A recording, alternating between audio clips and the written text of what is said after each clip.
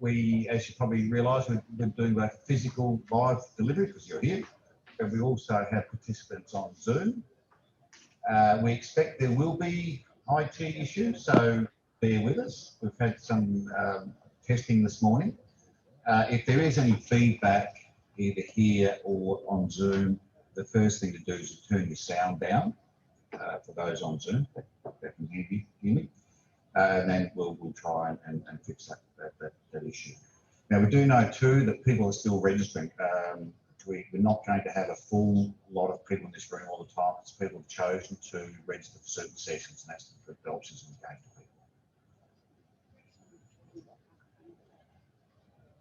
people.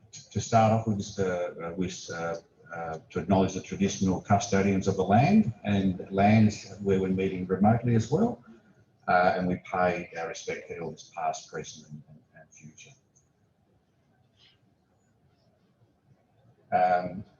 Matt McIntyre, I'm the Food and Fibre Plus Project Manager, and I'd like to also introduce Alicia Dunbar, who is now the Senior Agribusiness Development Officer based here in Emerald for the Department of Agriculture and Fisheries, and is also the co-project lead.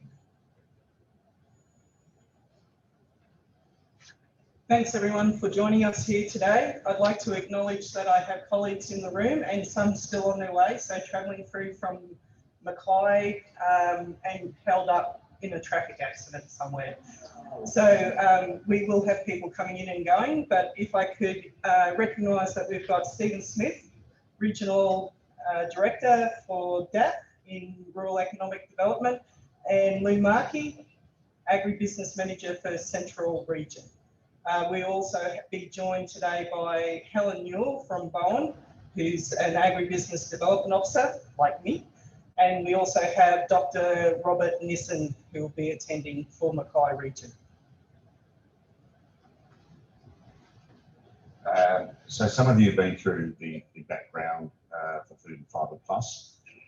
Before we go into that and invite other special guests up, I just want to do the housekeeping. For any emergency, assembly point is the car park out this way, so you exit through these doors and around outside to the car park. COVID safe, you've registered, and we just ask as much as we can, keep the 1.5 metre distance, and the other COVID practices. Toilets are out to your left. There's also additional toilets next door as well. Now, look, we have regional partners. This is an inter-regional project. It's the administrative project management by CHDC. We have the Greater Whitsunday Alliance, GW3, as our regional partner. Obviously, for the Mackay Eyes at Whitsunday reason, we have Rapid as a key partner for the Central West Queensland. We also, behind this is a regional Central Queensland Innovation Network, which has now been extended through this project to include a number of councils and representative groups from the whole 3 regions. We have a very active project management team of industry development officers from BAF, some reps from Advanced Queensland, and the CHDC team. We have, at each event and beforehand, we have many collaborators who have signed up with this group. It's actually too many to mention, but we really thank those inputs from those region-based collaborators. We also have a reference group that was a start point for a lot of this co-design engagement, so that the 20 people throughout the region were the skin of the game champions and been through some of this or have lessons learned, and really with the early entity mapping that really set the scene for this whole co-design process. I'd just like to ask the Arjun Bluma, the CEO for the CHDC, just to make some opening remarks. Yeah. Try not to. Thank you, Matt. I think in our regions we all do great things, but the Food and Fibre Plus project is a really great example that shows that if we work together, we can do even greater things. And I've been following the project for a long time, which is I joined only 6 months ago. Just passed my probation last Friday, so hey, I'll be here for a bit longer. And it's really it's really great to see, because I'm really about, going beyond regions, because that really drives best outcomes. And on behalf of CHCC, I would love to welcome all the participants, whether they're in person in the room, which is great in COVID times that we actually have physical presence every now and then, but also the people who are joining us via Zoom. We have a few mayors, and I would like to acknowledge their presence as well. Kerry Hayes will be joining us later. We have Josh Weasel in the back, Mayor of Warrabinda, and the Mayor of Barcaldine, Sean Dillon. And also we have a few members of the CHDC boards who are advocating quite a bit for this program. And I really would love to see this program gets a follow-up, because the momentum that we have created through this program is massive. You really feel that this is really tangible, driving tangible outcomes. And I really appreciate it. Over 220 people have been participating in this program so far. And we have some regional-based champions who help us drive the program forward. In total, including this one, we have had 3 co-design workshops, which is really valuable, because through the interaction we drive these outcomes. But beyond those 3 co-workshops that we had 110, a little over 110 meetings, one-on-one, smaller groups. Which is also great, and it shows the commitment. And I would like to thank you and the people on the Zoom and those who are not with us here today, to putting in all this effort to make this a success. I also would like to introduce our guest, Sarah Pearson, the Deputy Director General of the Department of Tourism, Innovation and Sport. And I got to know her over the last few months as a champion of innovation in her own right. And I'm not sure, my eyesight is not the best in the world. Oh, there you are. I was scanning the tables, but I should have moved. Right. I would love to give you a little bit of background, and we have to actually try to fit it on one page, all the amazing stuff you have done. But let me give it a try at least.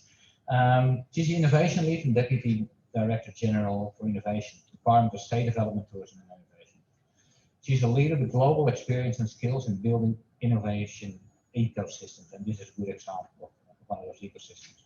Prior to taking the lead position in Queensland Innovation, the role includes Chief Scientist and Chief Innovation Officer at the Commonwealth Department of Foreign Affairs and Trade, founding CEO of the CBR Innovation Network, PVC Innovation at the University of Newcastle, CEO of ANU Enterprise, Management Consulting with McKinsey & Co in Sydney, tenured Physics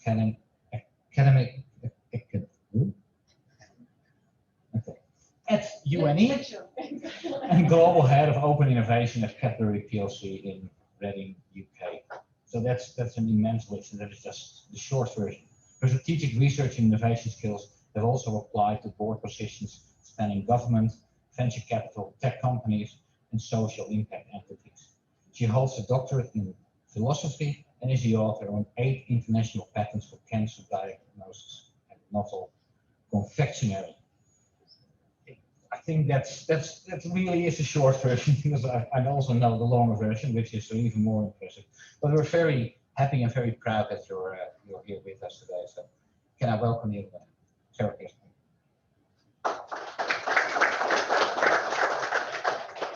Thank you so much, Matt and Arjun. Thank you for inviting me. It is such an exciting privilege to be here.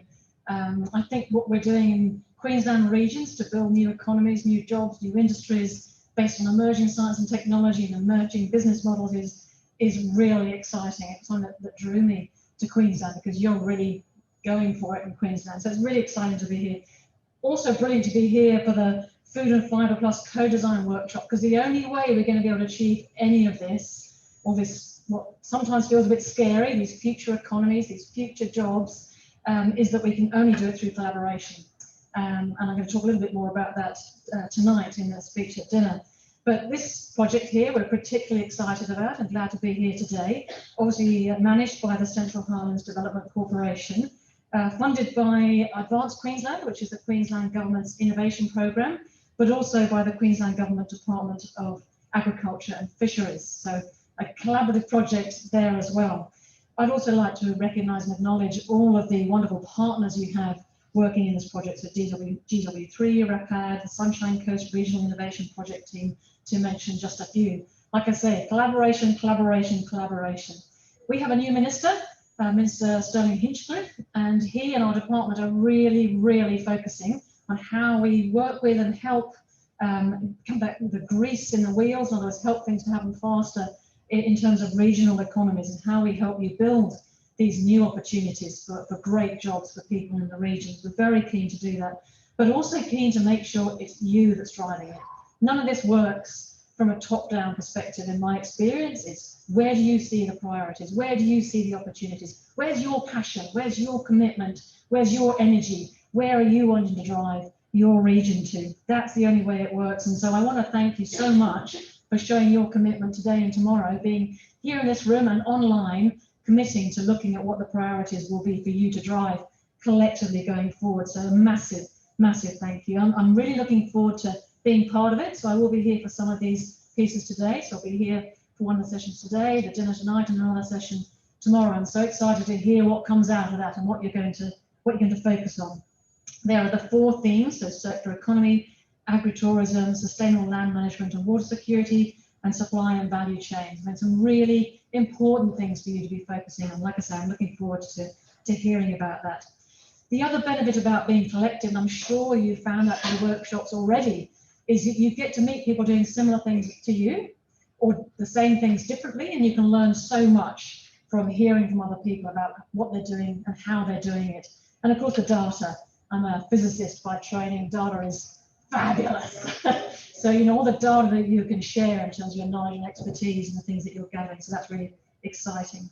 I'm sure by the end of these 2 days, you're going to have a fantastic inter-regional action plan. Don't you like those words? Inter-regional. So it's a big picture and action. So you know what things you're going to be doing. I think that's really exciting. It's going to be absolutely key to driving your regional economic and social growth as we all move through, possibly out or into some new phase that relates to COVID. So thanks again. I'd also like to have a plug for the people that I'm going to be seeing outside of this room. So I saw Swarm Farm, I was talking to Josh earlier about the Wattle Seed Project. So I'm going to go out and speak to some more innovators and entrepreneurs that are really out there on the ground changing your regions. And I really want to say thank you to them for their time as well.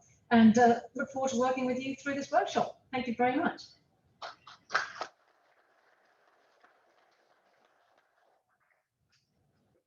Thank you, Sarah. Look, I've got a quick task here. Get through a lot of information just to set the scene for what we're going to be doing over the next couple of days. The Food and Fibre Plus project started in earnest in July with the engagement of Jackie Wilson-Smith, who will meet a bit later. It was the evolution of a lot of work for, you know, since November 2019 to form the team, etc. Now, the purpose of Food and Fibre is to evaluate the appetite for a whole Central Queensland region-based system for collaboration. And as you know, Sarah said, collaboration is the trick to business development, also with innovation is needed within business development. There has been, this is the 3rd workshop. The first one in October, the co-design, interactive Zoom. We brought in some unique tools with Jackie's help. Really looked at the key challenges under those 4 things, keeping in mind that the supply value chain is one that intercedes the other 3 fairly strongly. It looked at the key challenges based on some of the interviews that Jackie was doing and the research from the team. The event in early December really looked at refining those key challenges and start understanding what are the drivers behind, you know, some of the problem areas and what are the potential gain points with collaborating. This workshop's about refining, both a recap for new audience. Each time we have a new audience is to recap on some of those key challenges and drivers, but then get into a bit of prioritising some of the good ideas that come out already. Now, it is co-designed. you can see on the table there is the interim report. It's a report that we generate after each meeting. So in honesty, it's try and capture all the messages so far. It does need a lot of refining, especially after we do this exercise in the next 2 days, where we're looking at the prioritising. I'm getting a bit of feedback here, but we'll just assist with it. Look, the problem statement is there. I'm not going to read a lot of this out. If you do things by smaller groups, it's a bit like death by south, 1,000 cuts. We know our supply chains in some industries, agriculture goes from Northern Territory right through the coast. So if we do work based on smaller groups, we're not getting the whole picture. We're not understanding where all the choke points are, where future innovation and change should be directed. We have some unique problems out this way with continuity, and that's a bit of a governance process, but also the transit work type economies we have out here. Again, there's lots of change, a lot of dropouts of information. And look, to be honest, a bit of SEQ focus too with a lot of programs. So we want to bring that out, and the power of working together over the whole Central Queensland is part in trying to draw that focus out from SEQ. Lovely to have our partners down there, so I've got to be kind. But look, there's a number of really key challenges that have come out, and the project design team has been cognizant of. So really, this first stage is all about evaluating the appetite for change. And by tomorrow, we want people have committed all the way through the workshops that there is change. We want to conclude tomorrow where there is change, that appetite to go on the stage too. The themes won't talk too much about those. There is a lot of information about those, but just some rudimentary ideas under those 4 themes have come out from our research, from the co-design process, from the reference group. A lot of interest in the water security and sustainable land management, but as equal, some different audiences with the interest in the agri-tourism side. And it's not just staying on farm. We've got understanding what the full of breakfast has been a challenge, but also has attracted a broader range of retailers, food processors, and other SME, small business. You'll hear a lot over the next couple of days about the foundation matters, and hear up on the wall as well. What the importance of foundation matters with your themes and issues and challenges. It's issue based. If you're trying to develop any system, any program based on issues, it'll tend to have a short life. It'll fix up those issues. You end up shopping list of issues, and it gets quite complex. Invariably, those type of programs have a short life. If you have in mind those issues you want to fix based on these foundation matters, and I do apologise to Zoom people, you can't see what's on the wall here, but really, as an example, better planning, DA processes and zoning has come out in most of those theme areas. But rather than deal with it under agri-tourism, deal with it under supply chains, deal with it under XLM and circularity, those type of matters should be key messages in any future strategy to set up this framework, to address, okay, how can we do planning approval systems and zoning systems better and more flexible, that's suited to the rural environment development and innovation on farms. You're going to have, with innovation on farms, you will have industrial use on land. And there's other matters too, where economics come into it. So we're just asking over the next 2 days, just when you come up with ideas in the working group, just keep an eye on these words. And if you structure some of the argument, some of the issue areas might involve HRD and it might involve a bit of technical, but it may also lead back to law and policy. Like sharing data, everyone says we've got to share better data across the broader region. Now that's great, but we can't just say, okay, that's the next area of the data. Because at some corners that might need change to policy, change to legislation, and setting up mechanisms. So just be aware of those words, and then you break out working groups as well. It's a big region. We're approaching a quarter of the state, and lots of people getting excited about it. We've had over 110 meetings in addition to the workshops. So that's just just to give you a signal of how much interest as far west in Winton right through to the Bowen Gumwood Growers Association on the coast. So what are we looking for? Yeah, this is it. We want things done better. And again, I'm not going to read them out, but really this is what we're trying to achieve with whatever, if it's going to be a cluster networking system or a framework for better collaboration. This is the for us, the target areas. Can't see the rest of that because we've got as many people there. But the stage one, we've got to be honest, it's about evaluating our appetite, documenting what the problem areas are and how early ideas of how to fix that. Stage two will begin in April. If we're successful tomorrow in this agreement, we go forward. The benefits, we've been asked more lately, what's in it for us, what's in it for a lot of people. Again, I might read this out, but really we want better capacity. We want better continuity and a lot more leverage as far as getting the right resources for good actions that cross over the whole region. Now, there has been some key messages to us people have been through pain and stress over the last 8 years or more. COVID's just one view of bringing that together.